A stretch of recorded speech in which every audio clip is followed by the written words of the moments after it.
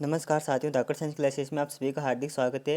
जैसा कि मैंने कहा था कि मैं आपके लिए जीके के क्वेश्चन लेकर आऊँगा, तो मैं आज आपके लिए क्वेश्चन लेकर आ गया हूँ। ये वीडियो मैं रिकॉर्ड कर रहा हूँ और फिर अपलोड कर दूँगा, जिससे आप अच्छी तरह से देख सकते हो।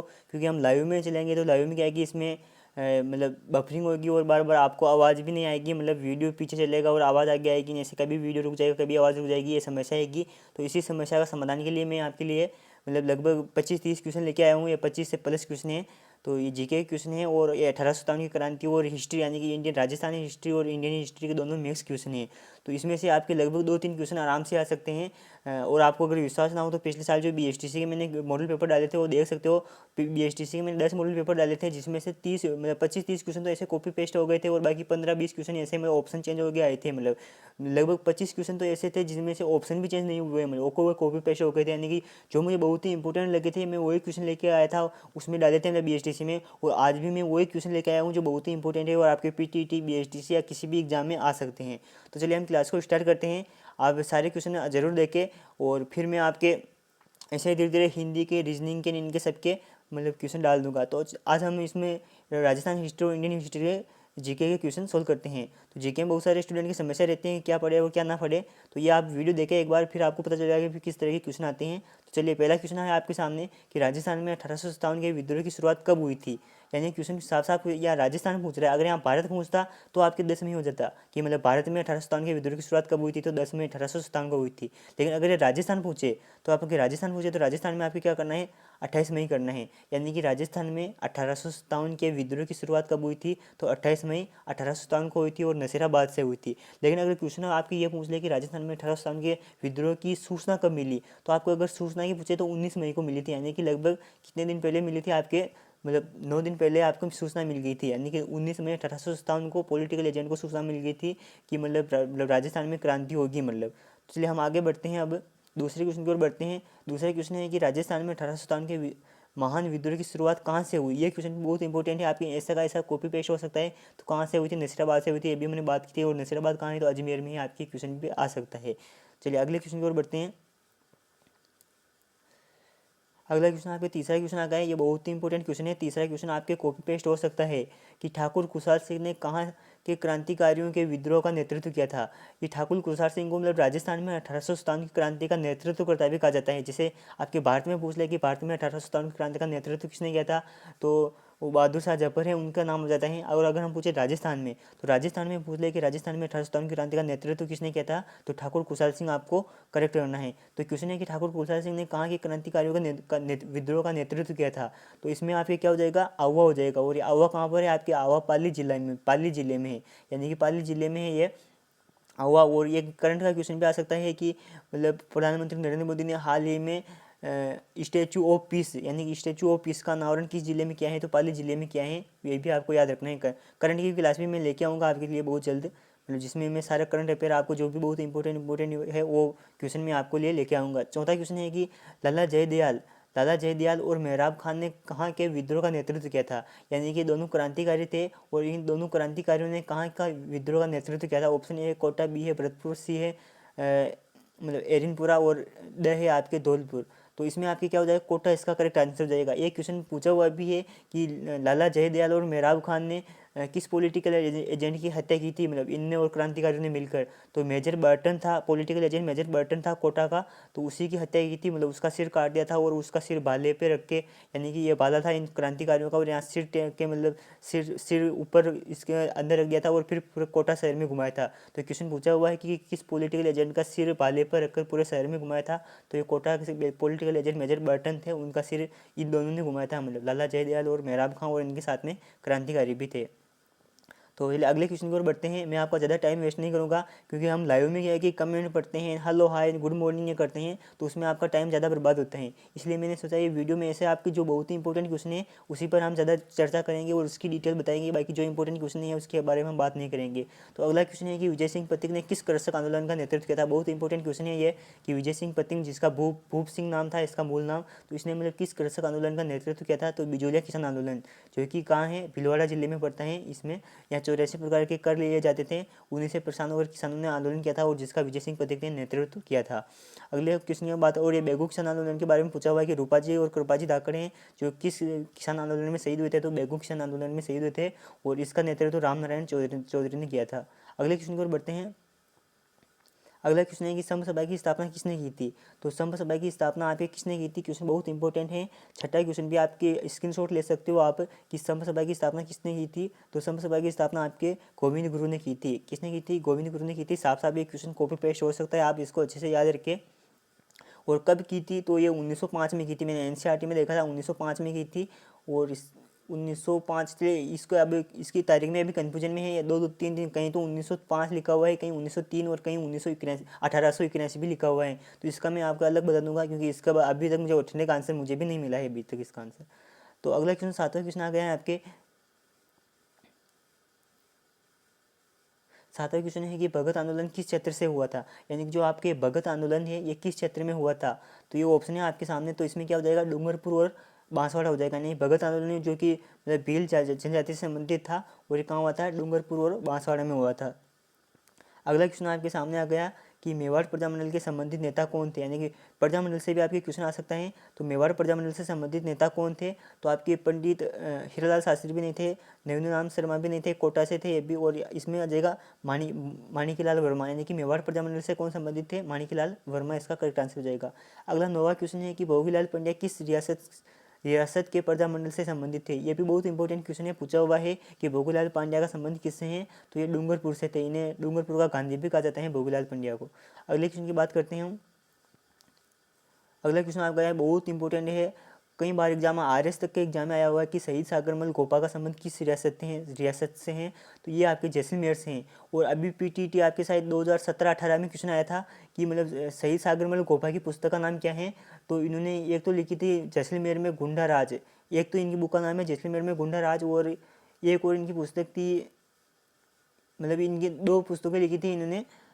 एक और पुस्तक का मुझे नाम याद नहीं आ रहा है अभी, शहीद सागरमल, इनकी पुस्तक में आपको नाम बताता हूँ एक मिनट। हाँ, तो शहीद सागरमल गोपा है, इन्होंने क्या, एक तो जैसलमेर में गुंडा राज और आज़ादी के दीवाने 2 पुस्तक लिखी थी। इनका आपको नाम पूछ सकता है और भी पूछ सकता है कि किसने लिखी थी, तो इनका संबंध किससे है, जैसलमेर से था और ये जेल में शहीद हो गए थे। अब आपके में इंडियन हिस्ट्री के लिए, राजस्थानी हिस्ट्री के 10 क्वेश्चन थे और अब मैं थोड़ा इंडियन हिस्ट्री का, क्योंकि ये मिक्स में आएगी आपके, लगभग इंडियन हिस्ट्री और राजस्थानी हिस्ट्री के आपके 3-4 क्वेश्चन आएंगे, मतलब 3 से 4 या 5 अधिकतम 5 क्वेश्चन आ सकते हैं आपके। तो इसमें हम बात करते हैं।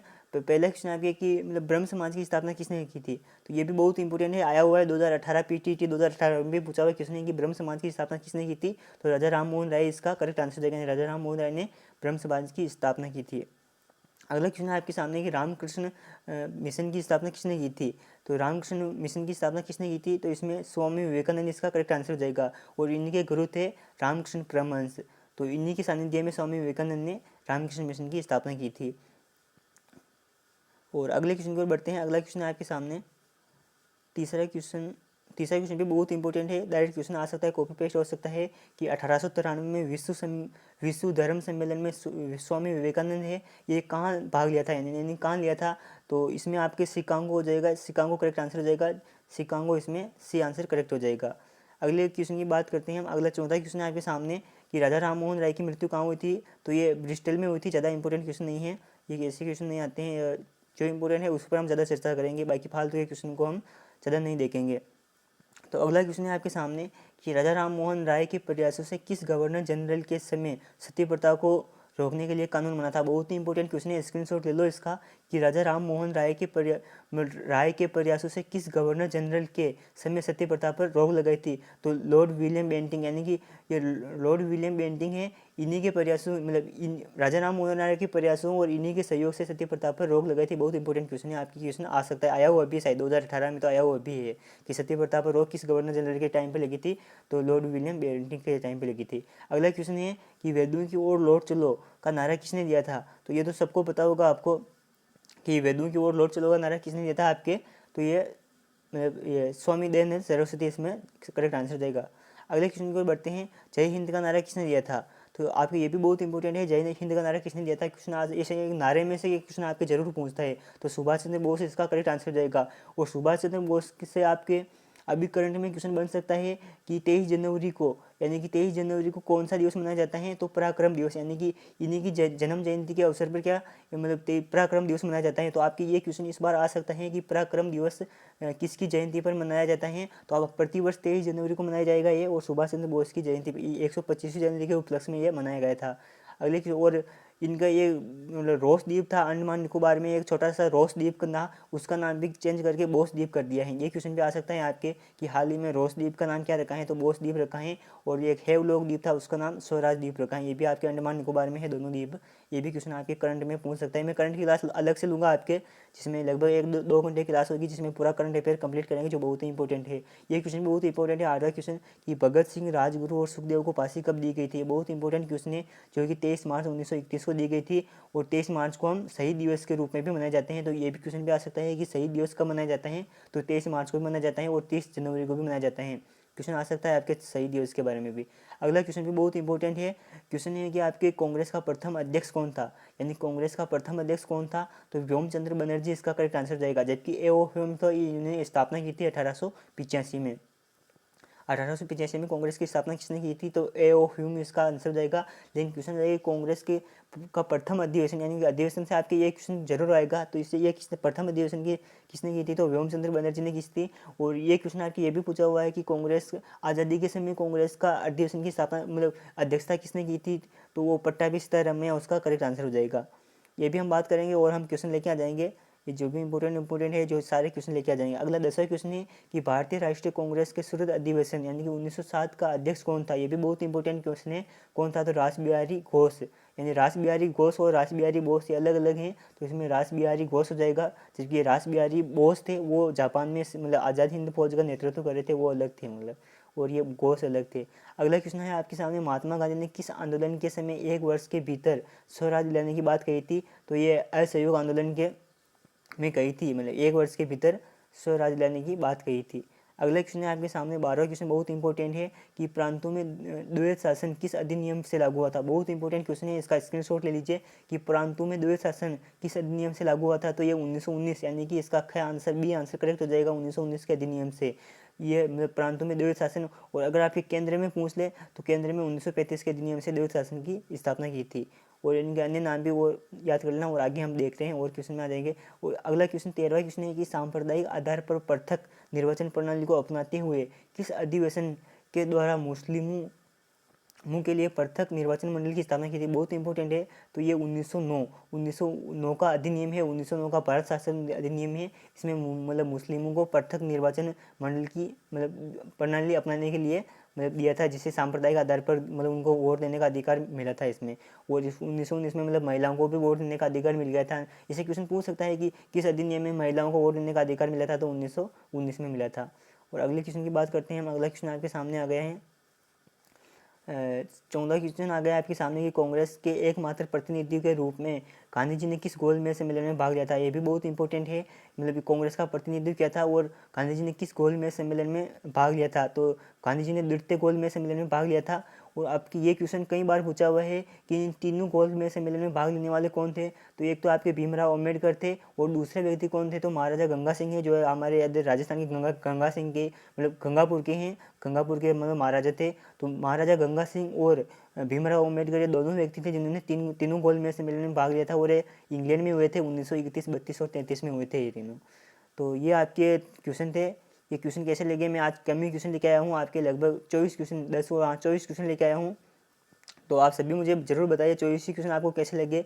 इसमें से आपके बहुत सारे क्वेश्चन तो बहुत ही इंपॉर्टेंट है, मतलब इंपॉर्टेंट थे, और आप देख सकते हो इसमें 1857 क्रांति के बहुत ही इंपॉर्टेंट थे, और बाकी ये भी इंडियन हिस्ट्री भी ठीक ही ठाक थे लगभग। इसमें से आपके 1-2 क्वेश्चन तो आराम से आएंगे। तो आप अगर ये वीडियो आपने पूरा देखा हो तो आप कमेंट बॉक्स में ज़रूर बताएं कि ये वीडियो आपको कैसा लगा हो, और अगला वीडियो आप किस टॉपिक पर चाहते हो, यानी कि इंडियन जीके पे चाहते हो, या फिर राजस्थान जीके पे, या फिर साइंस के किसका, या रीजनिंग का, हिंदी का, किसका वीडियो चाहते हो, वो आप कमेंट बॉक्स में ज़रूर बताएं, और वीडियो को शेयर जरूर करें। और मैं आपके करंट अफेयर की क्लास में बहुत जल्दी मतलब लेके आऊँगा, जिसमें आपको बहुत ही इंपॉर्टेंट मतलब करंट अफेयर के टॉपिक थे, जैसे कि अभी मतलब ये पद्म पुरस्कार दिए गए थे, जिसमें से मतलब कि किस विदेशी व्यक्ति को पद्म पुरस्कार दिए गए, पद्म पुरस्कार का भी मैं वीडियो लेके आ जाऊँगा, और राष्ट्रपति के इनकी मतलब शपथ का इनका सब मैं आपकी धीरे धीरे वीडियो डाल दूँगा। तो आप चैनल को चैनल पर विजिट करते रहे और चैनल को सब्सक्राइब जरूर करें। और बाकी का मैं वो आपके 150 मतलब 150 200 की नहीं 200 क्वेश्चन वाला मतलब मॉडल पेपर में मैं वो जल्द लेके आने वाला हूँ। तो चैनल को सब्सक्राइब करें और भी कोई आपका क्वेश्चन हो तो आप कमेंट बॉक्स में जरूर बताइए। धन्यवाद।